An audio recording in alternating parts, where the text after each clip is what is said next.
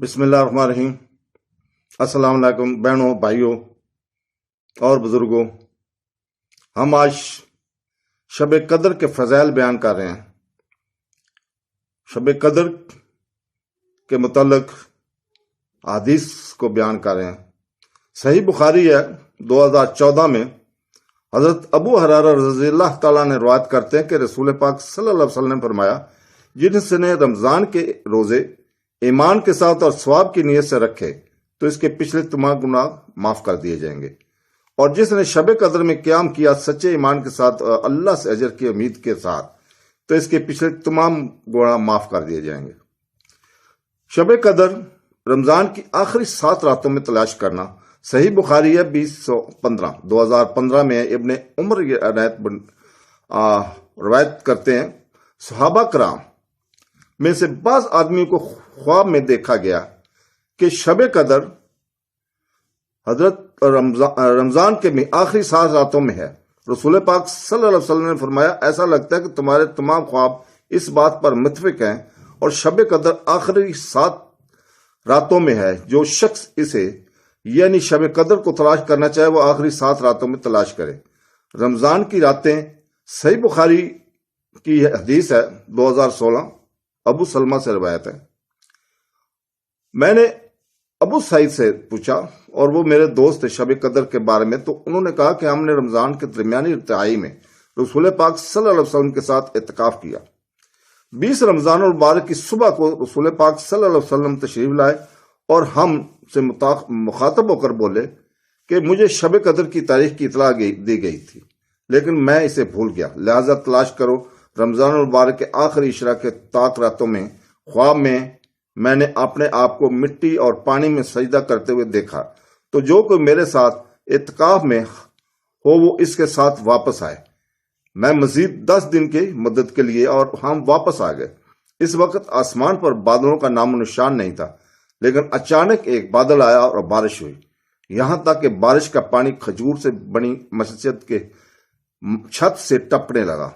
کھجور کے پتوں کے ڈنڈل پھر نماز قائم ہوئی تو میں نے رسول پاک صلی اللہ علیہ وسلم کو مٹی اور پانی میں سجدہ کرتے ہوئے دیکھا اور آپ کی پیشانی پر مٹی کے نشان نہ دیکھے۔ شب قدر کو طاق راتوں میں تلاش کرنا صحیح بخاری کی حدیث ہے 2017۔ حضرت عائشہ رضی اللہ تعالیٰ بیان کرتی ہیں کہ آپ صلی اللہ علیہ وسلم نے فرمایا، شب قدر کو رمضان کے آخری عشرہ کی طاق راتوں میں تلاش کرو۔ صحیح بخاری کے 2018 میں ابو سعید خدری روایت کرتے ہیں، رسول پاک صلی اللہ علیہ وسلم رمضان المبارک کی درمیانی تہائی میں مسجد میں اعتکاف فرمایا کرتے تھے اور 20 راتیں گزارنے کے بعد 21 تاریخ کو اپنے گھر واپس تشریف لے جاتے تھے، اور جو لوگ اعتکاف میں ہوتے تھے وہ بھی اپنے گھروں کو واپس جایا کرتے تھے۔ ایک مرتبہ رمضان المبارک میں جس میں آپ نے اعتکاف کیا، آپ نے رات کی نماز اس رات میں قائم کی جس میں آپ گھر لوٹتے تھے۔ پھر آپ نے لوگوں سے خطاب کیا اور اللہ تعالیٰ نے جس چیز کا حکم دینا چاہا ان کو حکم دیا اور فرمایا، میں نے اعتکاف کیا ان 10 دنوں کا، اعتکاف کرو یعنی درمیانی تیسرا، لیکن اب میں نے آخری عشرہ مہینے کے اعتکاف میں رہنے کا ارادہ کیا ہے، لہذا جو شخص میرے ساتھ اعتکاف میں ہو وہ اپنی جگہ اعتکاف میں رہے۔ بے شک مجھے اس قدر کی رات تاریخ دکھائی دی گئی ہے، لیکن میں اسے بھول گیا ہوں، اس لیے اس مہینے کے آخری عشرہ کی طاق راتوں میں تلاش کرو۔ میں نے بھی اپنے آپ کو خواب میں دیکھا کیچڑ اور پانی میں سجدہ کرنا۔ 21 تاریخ کو رات آسمان پر بادل چھا گئے اور بارش ہوئی، اور بارش کا پانی مسجد نبوی کی چھت سے ٹپکنے لگا۔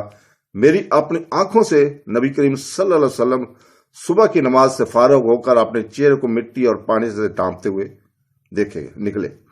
عبادہ بن سامت رضی اللہ روایت کرتے ہیں، رسول پاک صلی اللہ علیہ وسلم ہمیں شب قدر کی خبر دینے کے لیے باہر تشریف لائے، لیکن 2 مسلمان آپس میں جھگڑ رہے تھے، تو آپ صلی اللہ علیہ وسلم نے فرمایا کہ میں تمہیں شب قدر کی خبر دینے کے لیے نکلا تھا، لیکن فلاں آپس میں جھگڑ رہے تھے، اس لیے اس کی خبر چھین لی گئی۔ پھر بھی یہ تمہاری بھلائی کے لیے ہے، لہذا اسے 25، 27 اور 29 رمضان المبارک میں تلاش کرو۔ صحیح بخاری 2024۔ رمضان کے آخری عشرہ میں نیک اعمال حضرت عائشہ رضی اللہ تعالیٰ بیان کرتی ہیں کہ رمضان مبارک کے آخری اشراء کے شروع ہوتے ہی رسول پاک صلی اللہ علیہ وسلم اپنی کمر کس لیتے تھے، یعنی محنت کرتے تھے اور رات بھر عبادت کرتے تھے اور اپنے گھر والوں کو نماز کے لیے بیدار کرتے تھے۔ تو دوستو، اللہ رب العزت سے دعا ہے کہ وہ ہمیں حدیث نبی پڑھنے، سمجھنے اور اس کے اوپر عمل کرنے کی توفیق عطا فرمائے۔ آمین ثم آمین۔ اللہ حافظ۔